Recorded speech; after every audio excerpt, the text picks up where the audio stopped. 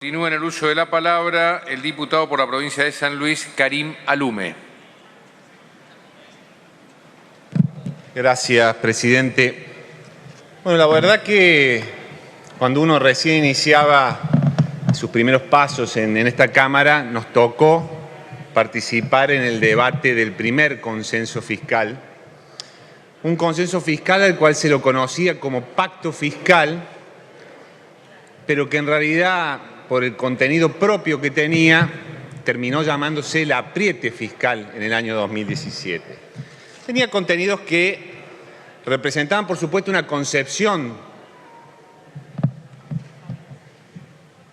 ¿Qué? Disculpe. Tenía un contenido, como decía, se conocía como apriete fiscal porque fuertemente se veía en el propio contenido del pacto fiscal, del consenso fiscal, un ataque muy contundente a las bases fundamentales del federalismo argentino y un concepto de la política nacional básicamente centralista, que caracterizaron después en varias medidas a la gestión de Mauricio Macri. Otra de las cosas que siempre tenemos que recordar, porque los actos que atentan contra una de las bases fundamentales de nuestra Constitución Nacional, como es el caso del federalismo, creo que hay que recordarlo y recordarlo con todos sus ribetes. Una de las cosas que se planteaba fuertemente, escrito en el mismo pacto, era cómo se habían conseguido, para lo que se debatía en ese momento, que era la reforma jubilatoria, cómo se habían conseguido los votos y el quórum para poder lograrla, ya que incluía una cláusula de compromiso de acompañamiento a ciertas medidas del Gobierno Nacional por parte de los gobernadores firmantes, una cláusula que condicionaba el funcionamiento propio de este Congreso. Otra de las cosas para recordar, que es importante tener en cuenta también con las discusiones políticas actuales y que seguramente se darán en las próximas elecciones, lo que fue la incorporación en ese pacto, en ese apriete fiscal, de la cláusula que se refería al fondo del conurbano bonaerense, una cláusula que mostraba una realidad en donde varias provincias argentinas, que seguían de hace muchos años juicios ante la Corte Suprema de Justicia de la Nación en contra del Estado Nacional, debían esperar todo un largo proceso judicial, inclusive algunas de ellas, como el caso de San Luis, un proceso judicial que ya tenía sentencia firme y no podían cobrar, y la provincia de Buenos Aires, gobernada en ese momento por María Eugenia Vidal, del mismo color político que el gobierno nacional, con el simple envío de una carta documento, parecía tener resuelto a través del pacto fiscal la cuestión del conurbano bonaerense, mientras el resto de las provincias miraban por la ventana cómo sus causas, incluso algunas con sentencia firme, repito, esperaban a la discrecionalidad de un Poder Ejecutivo Nacional que contaba con el aval y el acompañamiento de varios de los miembros de la Corte Suprema para esa discrecionalidad en el cumplimiento o no de la sentencia. Sentencia que, por suerte, fue Alberto Fernández quien, por lo menos en el caso de San Luis, orgullosamente cumplió con esa sentencia y la posibilidad de que lleguen esos fondos a los ciudadanos de la provincia de San Luis. Pero esto también fue muy importante porque en esta época en donde María Eugenia Vidal plantea sus aspiraciones, sus deseos de ser algún día presidenta de los argentinos, me gustaría recordar también que en esa discusión de ese pacto fiscal, María Eugenia le decía al resto de las provincias que aquellas provincias que no firmen ese pacto fiscal avalando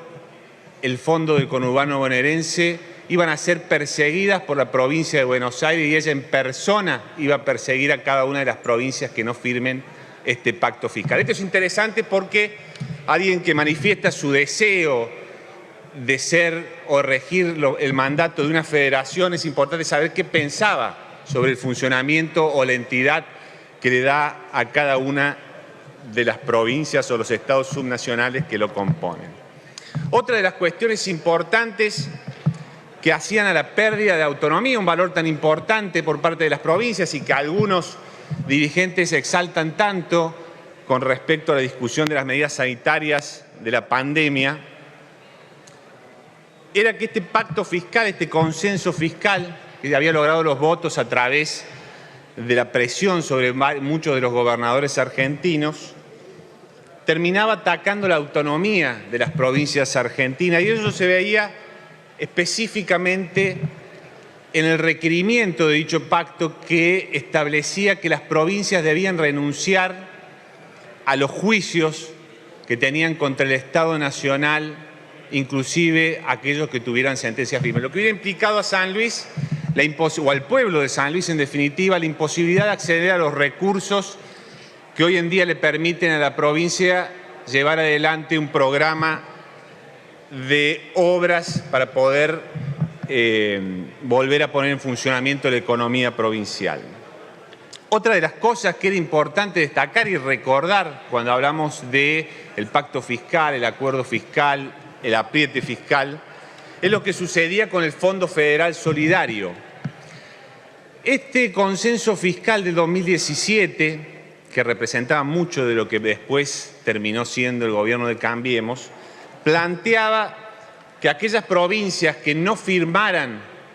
este consenso fiscal iban a perder los recursos del Fondo Federal Solidario, es decir, sus municipios no iban a acceder a estos fondos que en muchos lugares de la Argentina lograron transformaciones importantes en materia de la calidad de vida de muchos vecinos. Pero esto no solamente iba acompañado con esa pérdida, sino que a su vez incentivaba una especie de reparto de los recursos que perdiera esa provincia que no firmara por parte del resto de las provincias firmantes, lo que si no es uno de los ataques más importantes de los últimos años contra el federalismo y contra ese principio de los padres de la patria, de la solidaridad como valor esencial para el funcionamiento de la nación, pega muy cerca. Y otra de las características sobre el Fondo Federal Solidario es que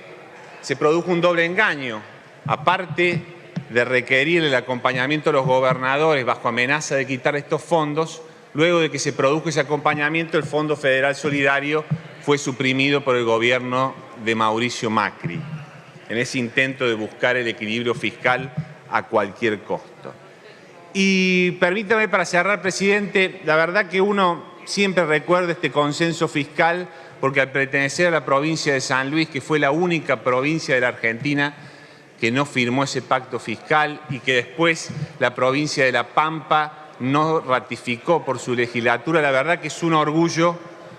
que la historia reconozca a la provincia de San Luis como una de las provincias que en un momento difícil de la Argentina defendió al federalismo, tal vez en soledad y con muchísimo orgullo. Muchas gracias, presidente. Gracias, diputado.